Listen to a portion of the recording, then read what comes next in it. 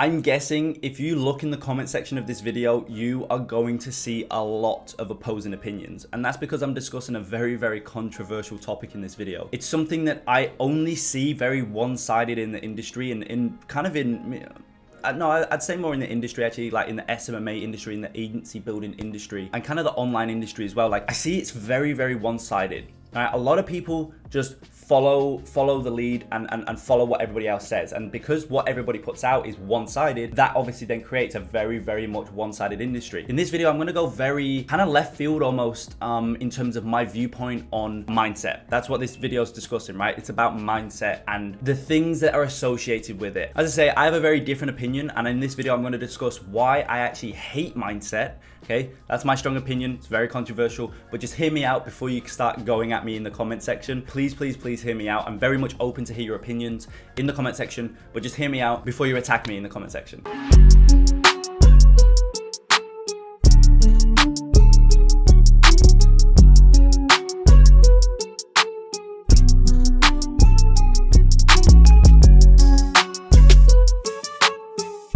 Now, as always, guys, if you do enjoy this video, if you agree with me, please like the video. If you disagree with me, go ahead and dislike the video. I'm really, really curious. I'm going to use the like buttons on this video to determine what, you know, kind of what the percentage of people who agree with me and who don't agree with me, what percentage of people also dislike mindset just as I do, and those who are actually very, very big advocates of mindset. I'm going to use the like ratio as kind of the barometer to see where the industry lies. But yeah, as I say, in this video as well, I want to mention quick, I kind of want to preface it with saying the fact that I know and I understand that meditation, law of attraction, you know, self-love and telling yourself that you can do whatever you put your mind to and whatnot. I understand those things work for some people, and I know it actually helps them.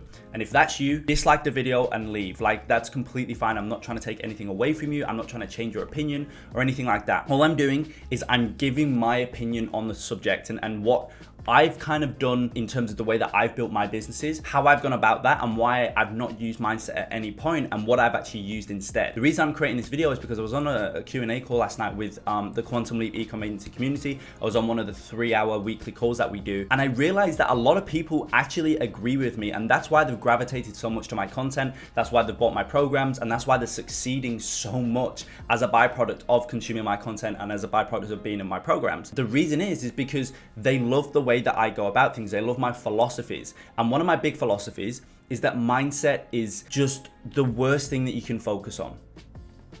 I've said it, okay? I hate mindset. I hate mindset tactics. I hate the law of attraction. I hate telling yourself that you're amazing and that you can do anything that you put your mind to. That, for me, like personally, has never, ever worked. But I look in the industry and I see so many people telling you to do law of attraction, telling you to meditate, telling you to do all this stuff, tell yourself you're amazing, you know? And I wanna try and put a spanner in the works and show that actually for me, that never worked. And as I say, I wanna go through what has worked. So, you know, one of the big things that I see is the whole idea of limiting beliefs, right? And you need to train your mind to, you know, blast through those limiting beliefs, because that's the only way that you're gonna get through it. But limiting beliefs they can be squashed very, very easily. For example, I was speaking to a student a couple weeks back on this topic with limiting beliefs, and he had a limiting belief. One of his limiting beliefs was the fact that he couldn't charge clients more, right? That was a limiting belief of his, right? He couldn't charge more. And I flipped the entire script. It wasn't the fact that it was a limiting belief, it was that he couldn't charge more. And why couldn't he charge more? Well, what we did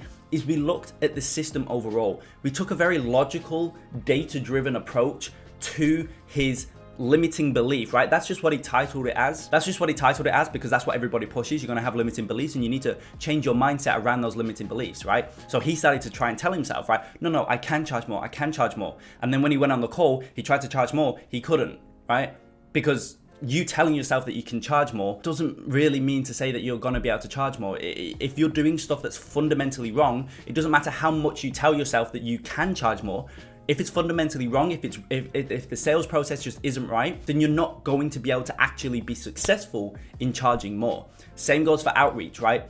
If you tell yourself that you can sign a client, oh yeah, I can sign a client, yet you're sending the complete wrong email structure, you're reaching out to the complete wrong brands. I don't care how many times you tell yourself you can sign a client, you're not gonna sign a client. You've got to take a much more logistical approach to the issue that you're facing. So it's not a limiting belief, right? The worst way to combat limiting beliefs is just simply by telling yourself that you can actually do it. That's not gonna change anything, okay? So going back to my original example, right? Student, he told me that he had a limiting belief that he couldn't charge more. But what I then did is I dug deep into his sales process. Okay, first of all, let's start at the very beginning. What type of client is on the other end? Forget what you're saying, forget your sales process. What type of client is it? You know, is it a client that's making 5 to 10K a month? If it is, you physically cannot charge them any more than like 2,000 a month, if that, right? Probably more around 1,000 a month, right? You physically can't charge them anymore. So I don't care how much, again, you tell yourself that you're amazing and you can charge more. You're not gonna be able to do it. It's facts, right? It's just logic. So that was the first thing. What type of clients? Okay, the clients are like making 50, 100K a month. Perfect. You know, you've got the room to charge more. Cool. Now let's have a look at your sales process. What are you doing? Well, on the call, I'm kind of going through a script and taking them through a process. And then at the end, I'm putting my price, I'm slapping my price on. What's your price? Around 1,000. Okay, why have you not been saying 3,000? Well, I don't feel comfortable. Yeah, I don't feel comfortable, and I just I have tried it in the past, but every time I've got knocked down, and then I've gone back to 1,000, and that's when they've signed. Okay, cool. So now let's dig deep into that sales process, right? Is there any are you doing any sort of anchoring? Well, no, I'm not. I'm not not anchoring any numbers at any point. I'm not kind of fixating their mind on a bigger number, and then using my retainer as a kind of like an offset to that big number, right? If you keep saying $10,000 on a sales call, $15,000, $20,000, and then you position your price using the example I just mentioned before of going from a 1,000 retainer to a 3,000 retainer. If you keep anchoring $20,000, then you say 3,000, it just sounds very, very small and insignificant. Whereas if you keep anchoring $500, if you then say $3,000, it's the same number, but it seems a lot more. So a lot more anchoring needs to be done in that sales process. Also, are you leveraging results in your sales process? Are you using any sort of case study deck?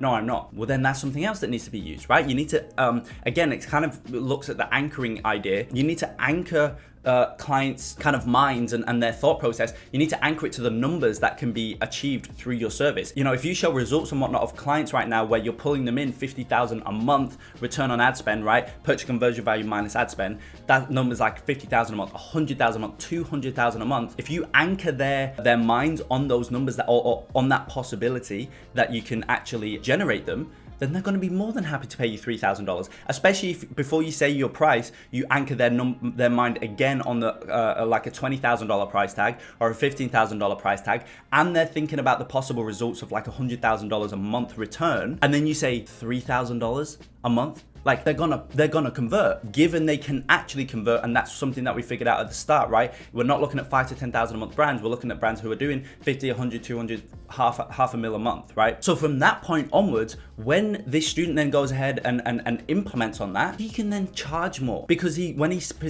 implements on everything we went through, took a logistical approach to it. He diagnosed his process and what he's doing. Now he can go ahead and break through that limiting belief and charge $3,000 a month, which is what he wanted to do per client. That's how you break through those things. That's the approach that you need to take. If you take the mindset approach, like, oh no, I can charge $3,000 a month. I can do it. I'm amazing. I can sell whatever I put my mind to, I can do. If you take that approach, you're never going to be able to break through your limiting beliefs. Limiting beliefs are a myth, right? All limiting beliefs are issues. That's it. That's all limiting beliefs are. And in order to break issues, you need to get to the root of the problem, fix that root of the problem, and then the issue naturally gets resolved, right? Limiting beliefs are not mindset things or anything like that, because they can't be solved through you doing some sort of mindset training or tricks or whatever it is, right? They can't be resolved through that. The only way that your limiting beliefs are going to get resolved is by you not looking at them as limiting beliefs anymore, rather by you looking at them as issues, and then you get into the root of the problem of that issue, and then you take the necessary steps of resolving the root of the problem. Once you've identified it, you need to fix it, and then the issue is going to go away. We got to the root of the problem in his sales process. We figured out why he's not being able to charge higher retainers, right?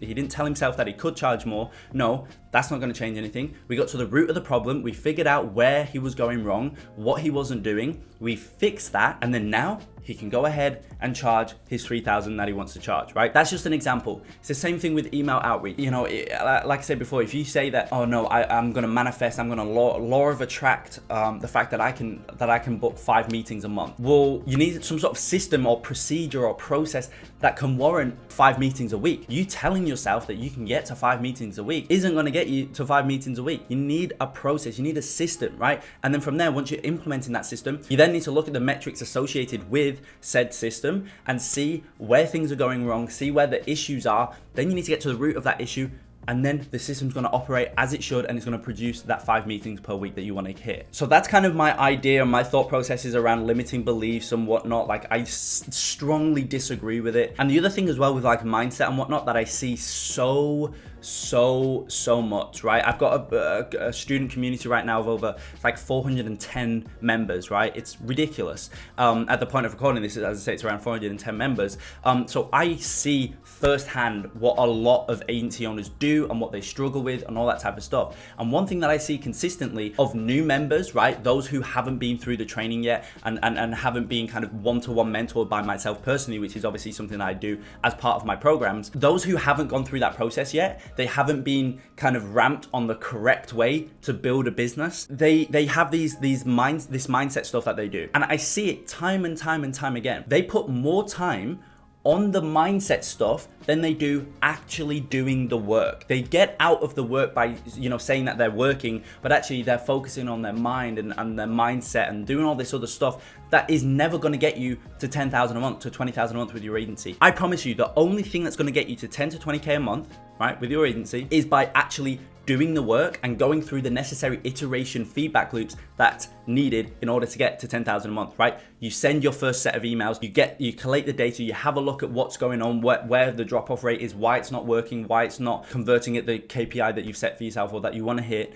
and whatnot. You figure it out. Again, you go to the root issue, the root problem, you fix that, and then you go again. You go through another feedback loop and another one and another one and another one.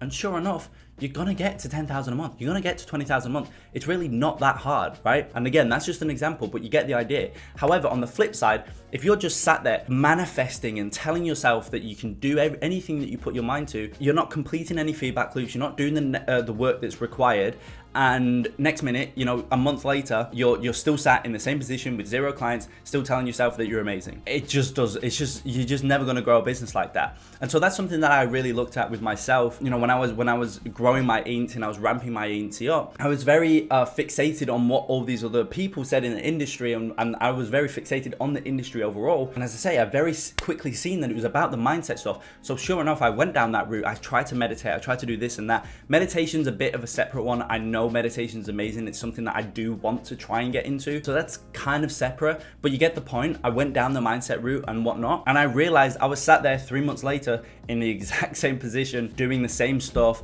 and I didn't make any progress. Yet I knew I was amazing because I told myself that, right? Now I know I'm going a bit over the top with that. It's not all about that, but you get the point still. So that's my thought processes on mindset and kind of what's worked best for me, as I say. And I was speaking to older community last night on as I say, the weekly 3-hour call, and it was very evident to me that a lot of other people feel the same way. A lot of other people thrive based on logistical, data-driven stuff and actually doing the work. And so, as I say, I realized I think I should do a YouTube video around it, get you guys to at least be thinking along these lines, because I think it's going to really help you actually grow your agency. Like, you actually growing your agency, not telling yourself that you can grow your agency. No, you actually getting to 10,000 a month, you actually getting to 20,000 a month. So as I said before, let me know on the like ratio, like to dislike ratio. I want to see those numbers popping off. I want to see where everybody's kind of heads at. If you agree with me, as I said before, let me know on the like ratio.